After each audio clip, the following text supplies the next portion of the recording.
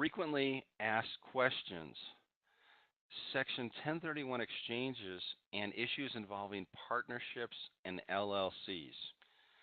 To begin this section, and this is something where there are oftentimes a lot of questions that were asked at asset preservation, and it's important, I'll point out at the onset, that a taxpayer also review their situation with their tax and or legal advisors because everybody's situation might be a little bit different. But the important point to keep in mind here is that any entity can do an 1031 exchange at the entity level. When you're dealing with a partnership or a LLC, a limited liability company, and you've got some partners that would like to exchange and others that want to sell, receive the cash, and pay the taxes, you've got a situation there. And here's why. The partnership interests are excluded from Section 1031 tax deferral.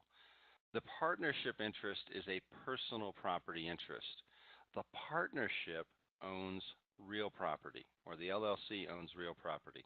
However, the partner's interest or the LLC member interest is a personal property interest. So they can't do an exchange on a personal property interest for other like-kind real property. So the thing that needs to be done first is if you've got, let's just use an example, 3 partners own a property and it's been held for investment. 2 of the partners would like to do a 1031 exchange. 1 wants to receive the cash and pay the taxes. In that scenario, what you first have to do is convert those 3 partnership interests into an interest in the real property itself. So actually, you would have to deed from the partnership. So now those 3 former partners now own the property as tenant in common co-owners. Each one owns a 1/3 interest in the property. Now, when we're dealing with a partnership or LLC in relation to a 1031 exchange scenario, there really are 2 common approaches. The first approach is to handle things in what's known as a drop and swap scenario. So swap means 1031 exchange, drop means to elect out of the partnership, to drop out of the partnership. So this involves distributing, as we were talking about, an interest in the property to each of the former partners. Then, as tenant common owners, at the time of closing, those former partners that would like to do a 1031 exchange, they have an intermediary, and they can be separate intermediaries that would handle their aspect, their 1/3 interest in the property as a tenant common owner. In a 1031 exchange, the one former partner that would like to receive the cash receives the cash proceeds and pays taxes on it. Under the swap and drop scenario, this is kind of the opposite of the drop and swap. This is the same steps, but what happens is the partnership completes the exchange. That would be called the swap. Then after the replacement property is acquired, the partnership that could then be distributed to the partner or partners that want cash. Now, I bring this up second because it's a viable alternative. It typically happens in fairly closely held partnerships where there might be just a few family members. If you've got a larger partnership or LLC with many partners or members, it becomes a lot more challenging to accomplish a swap and drop scenario. Well, the thing to be aware of really comes down to a holding period issue, that if the drop out of the partnership happens fairly close to the actual exchange, the swap, there can be a significant issue there as to whether the property was held for investment purposes. One requirement in any exchange is that the property must be held for investment. So let's go back to my earlier scenario. 3 partners own a property, and let's say it's been held for 18 years. That's generally long enough to be considered held for investment by most anybody's definition. And let's say 3 weeks before closing, they drop out of the partnership. The issue now becomes, as tenant common co-owners, they only held it for 3 weeks. There's a very short ownership period.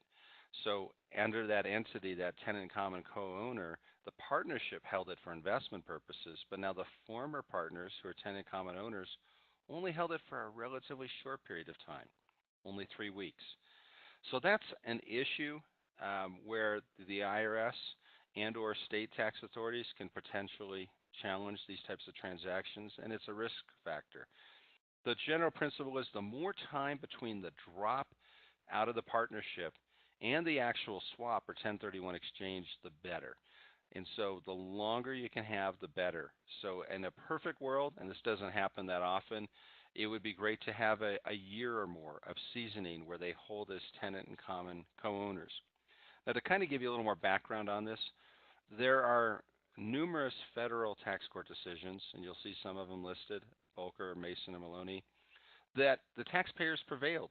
And so there's a lot of taxpayer-friendly authority in this particular area.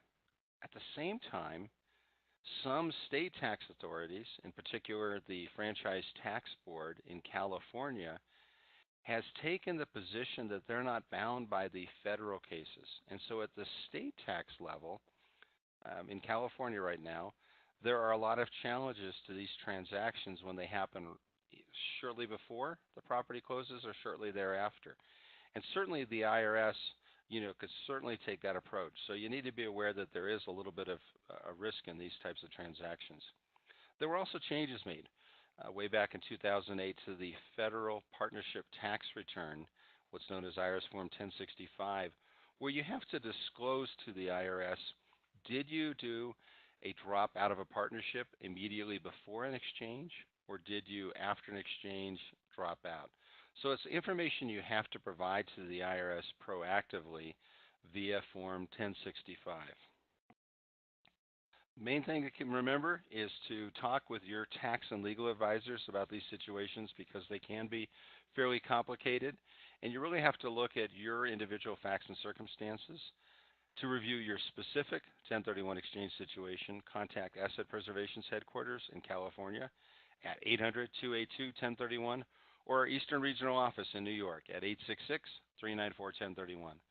Please read the full disclaimer, as Asset Preservation cannot provide tax or legal advice.